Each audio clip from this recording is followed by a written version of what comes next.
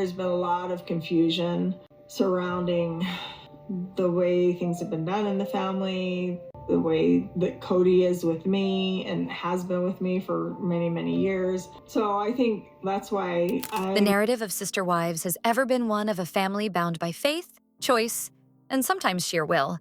Since the premiere of the show in 2010, I'm gonna get a lawyer to help me through this process. I feel like for quite a few years, I've just kind of sat back and just not wanted to ruffle feathers. So I haven't pushed the issue on many things, but I will push the issue now. The program has provided a unique and unscripted glimpse into a plural marriage and the very human conflicts that accompany it. But of the numerous personalities who have made up the Brown family saga, and I got married and she took over everything that I had on a certain level. I wasn't even thinking about the idea of plural marriage and that, maybe someday one of my other wives wants a jersey, a t-shirt. One woman has remained the standout.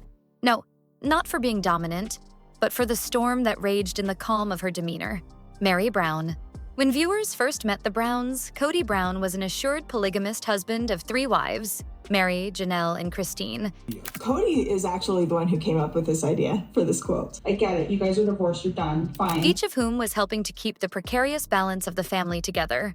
Season 1 documented the genesis of what would come to be seen by many later as the collapse of that balance. Kody's courting of Robyn Brown, his 4th wife. What began as an addition to the family soon became the source of emotional turbulence. One wife was already legitimized. Meri was legitimized, so what's the difference? Well, I think the difference... Kody didn't merely marry Robyn.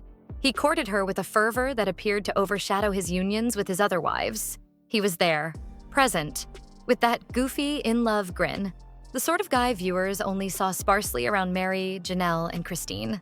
As he spent time, effort, and emotion establishing his connection with Robyn, the first 3 wives were relegated to observing their emotional wants take a backseat. Jealousy wasn't merely normal, it was unavoidable. In this place where I just feel alone, isolated, lonely, I don't feel like anybody else in the family can even relate.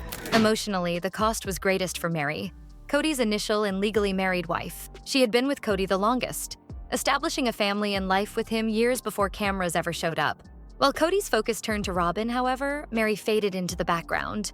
Not from television, but from her husband's intimate circle.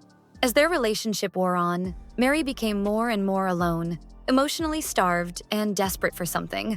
A connection. That desperation took her to a fateful online encounter. A relationship with someone she had met on social media. Someone she thought could finally provide her with the affection and validation that she was craving. But the man behind the keyboard was not what he seemed. It was a catfish.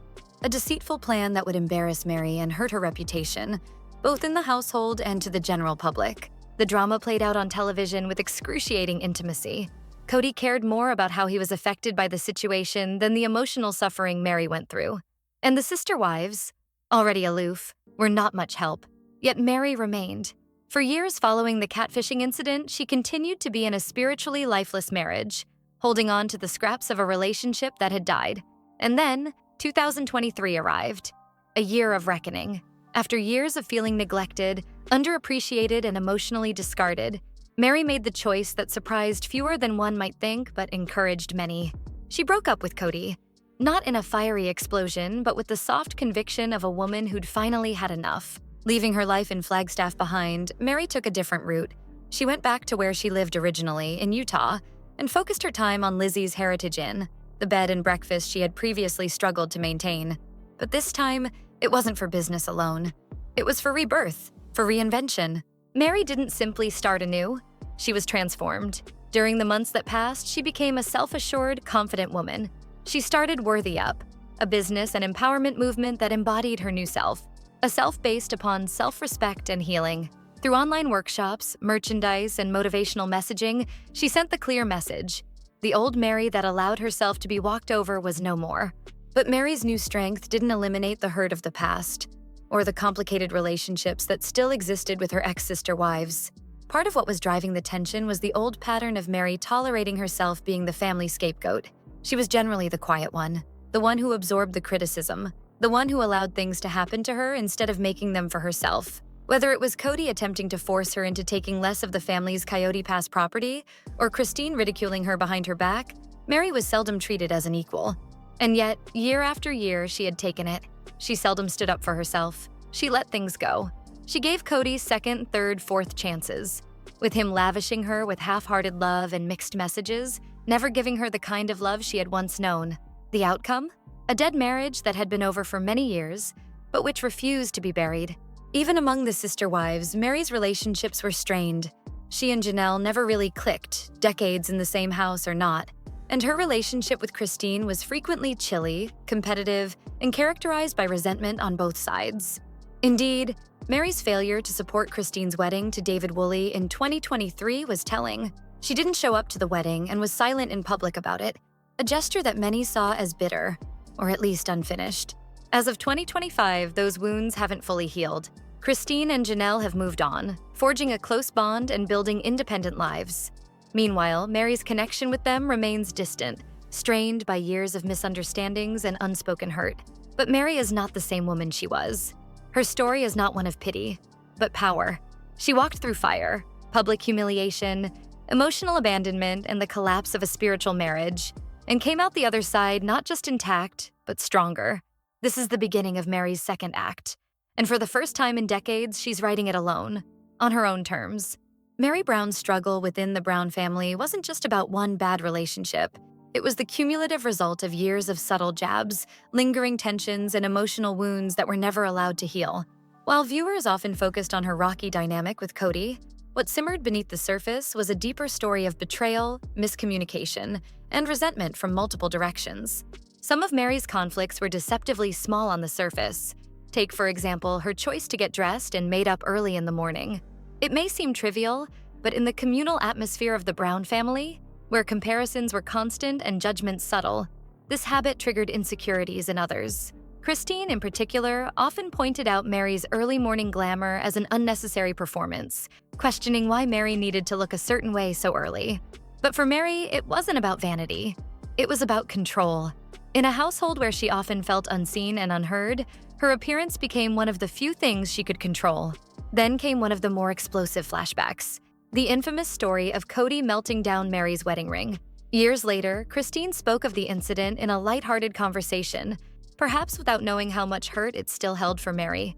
But for Meri, the moment stung, not only for what Kody had done, but for the fact that Christine had shared her trauma as if it were family news. Meri responded with anger, publicly rebuking Christine for sharing a story that she felt was not hers to share.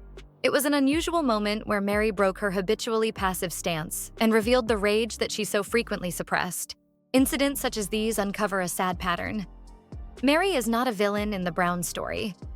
She is not manipulative like Kody, nor flippant like Christine often appeared. Rather, she is a woman brought low by decades of emotional denial. Someone trained to settle for the crumbs of love and left bitter when even those were withdrawn. She still bears the emotional baggage of past actions, which more and more expresses itself in biting remarks, distant reserve, and passive-aggressive behavior. And those wounds carry over to the children of the Brown family. Meri has never been able to develop close, long-term relationships with most of the Brown children.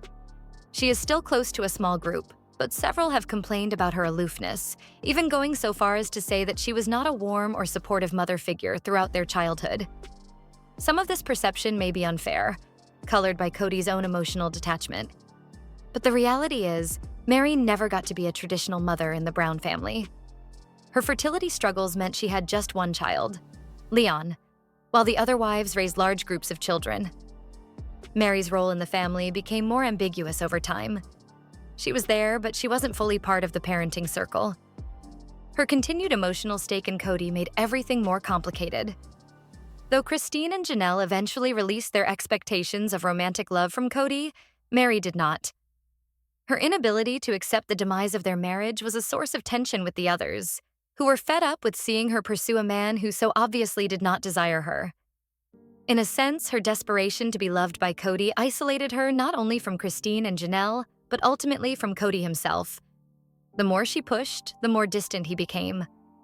Ironically, the one person Meri did manage to build a friendship with was Robin, Kody's favored wife, and in many ways the source of Meri's emotional displacement. Robin offered her empathy when others didn't. She seemed to understand Meri's loneliness, at least for a while.